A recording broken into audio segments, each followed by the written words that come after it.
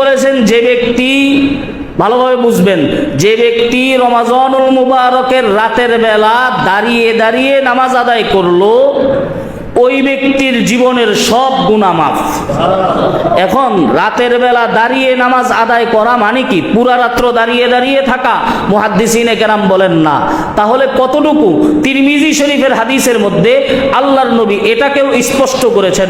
হযরত আবু যর গিফারী রাদিয়াল্লাহু তাআলা আনহু বলেন, নবীজি বলেছেন, মান কামা মাআল ইমামি হাত্তা ইয়ানসারিফা কুতিবা লাহু কিয়ামু লাইলাতিন। যে ব্যক্তি ইমামের সাথে নামাজ আদায় করতে দাঁড়াইলো, ইমামের শেষ তো ওই ব্যক্তির শেষ, ইমাম যতক্ষণ নামাজে ওই ব্যক্তিও ততক্ষণ নামাজে, তাহলে তার জন্য সারা রাত্র দাঁড়িয়ে থাকার সওয়াব লিখে দেওয়া হলো। এবার যারা 8 রাকাত পড়ে মাঝখান দিয়ে চলে যান, ওনারা কি ইমাম যতক্ষণ ততক্ষণ ছিলেন না মাঝপথে চলে গেছেন? নবীজি বলেন, যে ব্যক্তি ইমামের সাথে নামাজ আদায় করতে দাঁড়াইলো হাত্তা ইয়ানসরিফা, ইমাম যতক্ষণ ছিল সেও ততক্ষণ ছিল, ইমাম নামাজ শেষ তার নামাজও শেষ। নবীজি বলেন, এই ব্যক্তি কেমন যেন সারা রাত্র দাঁড়িয়ে দাঁড়িয়ে নামাজ আদায় করলো।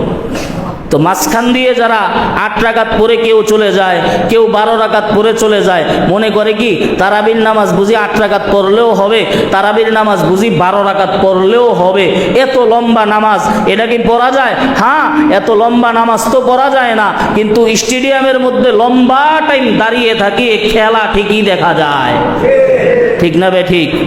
হ্যাঁ, লম্বা টাইম দাঁড়িয়ে রিলিফের মাল নেওয়ার জন্য, সাহায্যের জন্য লম্বা টাইম দাঁড়িয়ে থাকা, এটা আমাদের জন্য সহজ।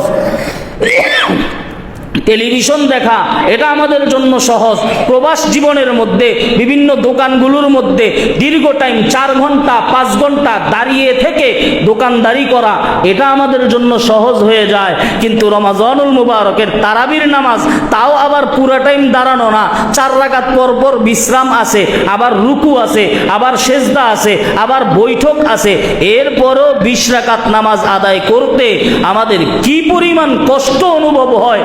এসি মসজিদের মধ্যে লাগানো, এরপরও আমাদের কষ্টের শেষ নাই। 8টা রাকাত শেষ হইতে দেরি, আল্লাহর বান্দারা পিছনে যেতে দেরি করে না।